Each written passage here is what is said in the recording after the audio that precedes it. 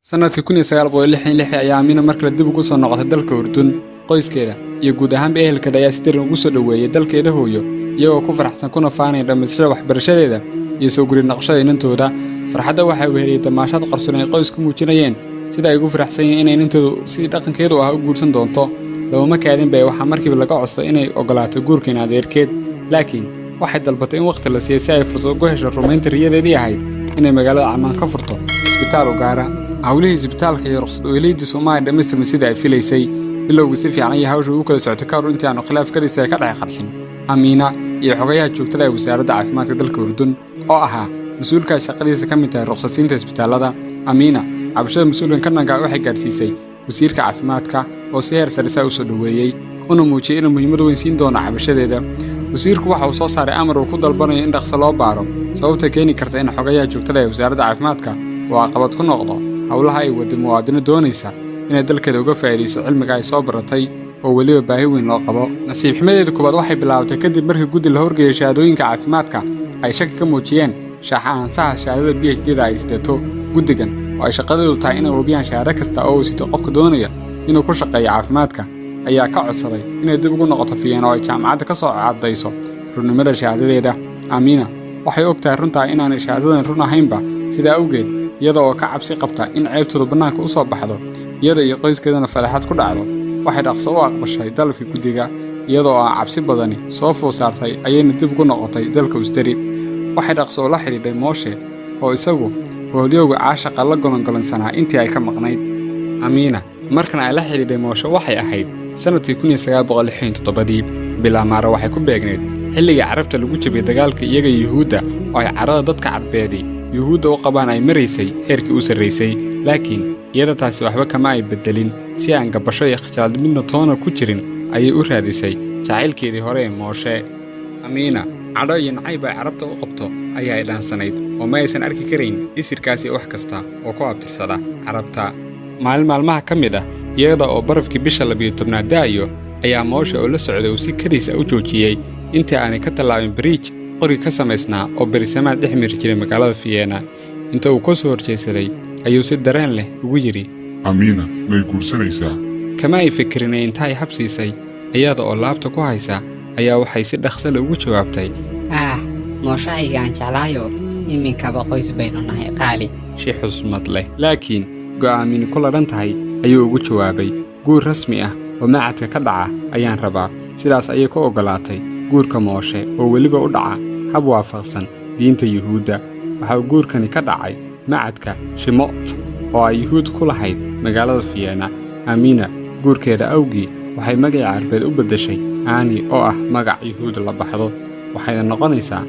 Aani Mooshe Biraad oo ah magaceeda cusub oo la raaciyay abtirsigii Yuhuudiga ay guursatay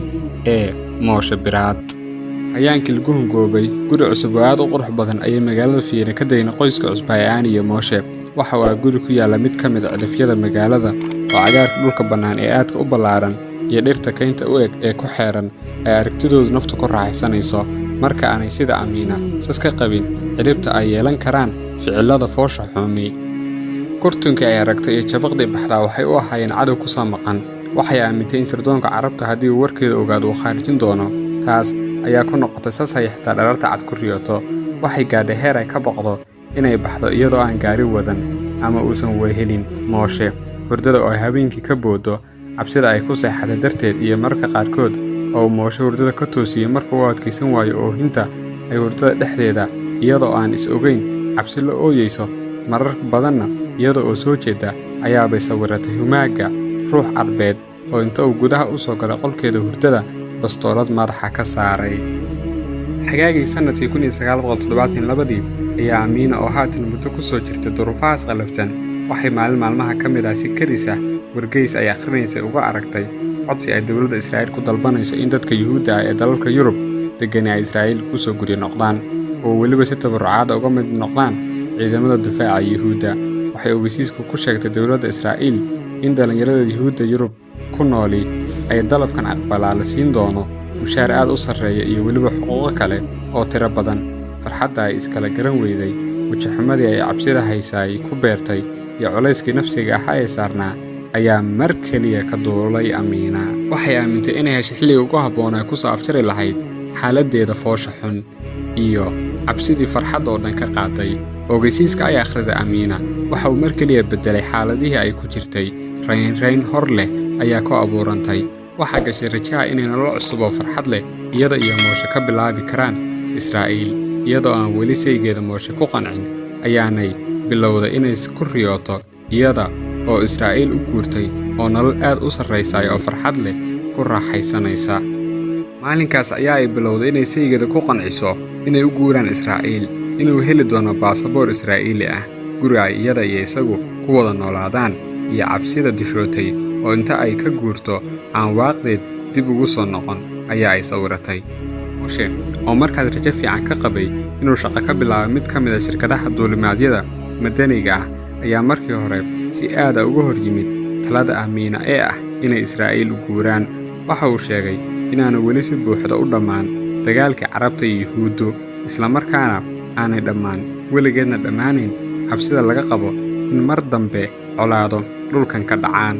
Inta uu jiro dhul la haysto iyo shucuubta Carbeed oo dhulkooda doonaya, dagaalkani waa u soconayaa. Baryo aanay habeen iyo maalinba kala joojin oo hadba inta ay u soo tabar qaadato dan kale kaga imaanayso si ay Mooshe ugu qanciso aragtideeda ayaa ku soo dhammaaday inuu Mooshe beddelo go'aankiisii diidmada ahaa. Safaaradda Israa'iil ee Vienna ku taalay ayaa uu Mooshe tegay si uu ugu soo xareeyo waraaqihiisii caddaynta shaqo, isagoo doonaya inuu ka faa'iidaysto baaqa Israa'iil ka soo baxay ee ahaa in dhulka dib loogu soo noqdo. Intaas ayaan ku soo gabagabaynayaa qaybtii afraad ee taxanii Amiina Mooshe. waxaanu insha Allah taanaha kan xiga nooga bilaami doonaa sanadkii 1972 markii Amiina iyo Mooshe ay bilaabeen safarkooda dib ugu noqoshada Israa'iil. Wassalaamu calaykum waraxmatullaahi wabarakaatuh.